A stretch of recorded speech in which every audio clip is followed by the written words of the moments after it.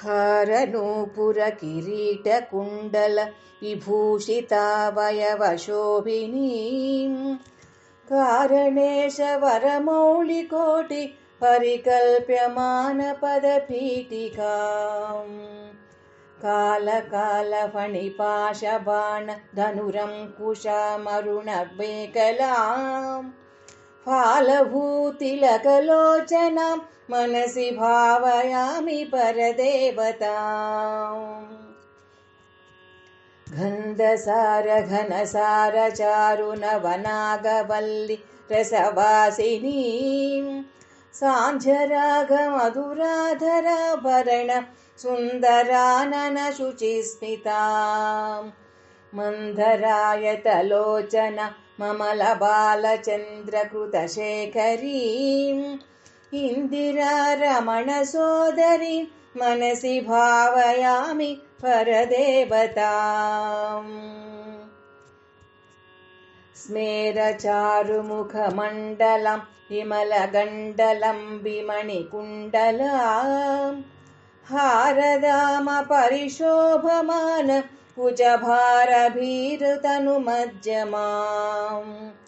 वीरगर्वहरनूपुरं विविधकारणेशवरपीठिकां मारवैरिसहचारिणीं मनसि भावयामि परदेवताम् भूरिभारधरकुण्डलेन्द्रमणिबद्धभूवलय पीठिकां वारिरासिमणिमेखलावलय वह्निमण्डलशरीरिणीं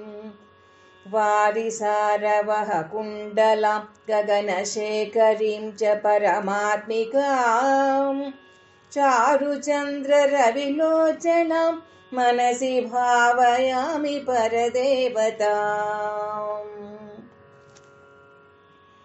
कुण्डल त्रिविधकोणमण्डलविहारषड्जलसमुल्लस पुण्डरीकमुखभेदिनीं तरुणचण्डभानुतटिदुज्ज्वलां मण्डलेन्दुपरिवाहितामृततरङ्गिणी मरुणरूपिणीं मण्डलान्तमणिदीपिकां मनसि भावयामि परदेवताम्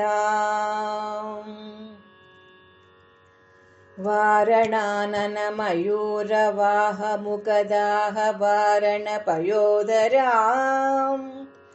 चारणादिसुरसुन्दरी चिकुरशेखरी कृतपदाम्बुजां कारणाधिपति पञ्चक प्रकृतिकारण प्रथममातृकां वारणातसुखपारणां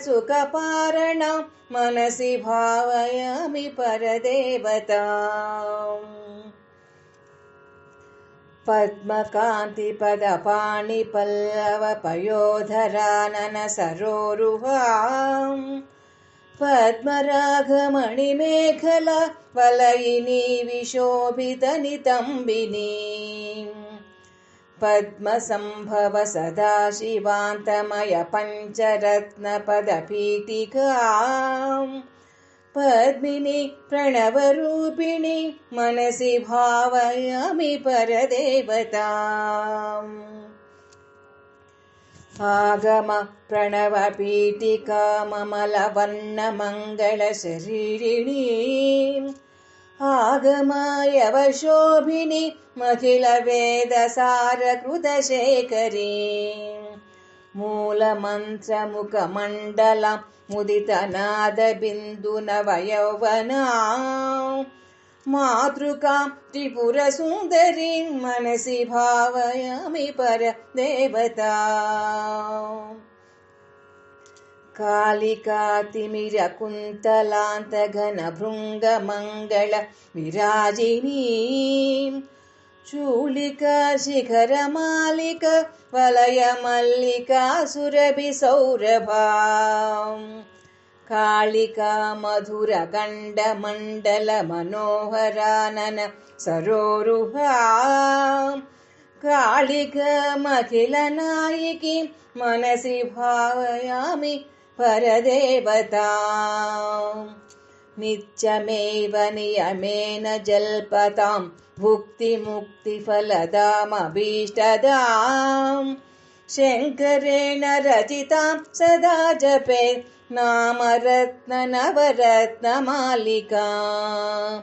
नवरत्नमालिका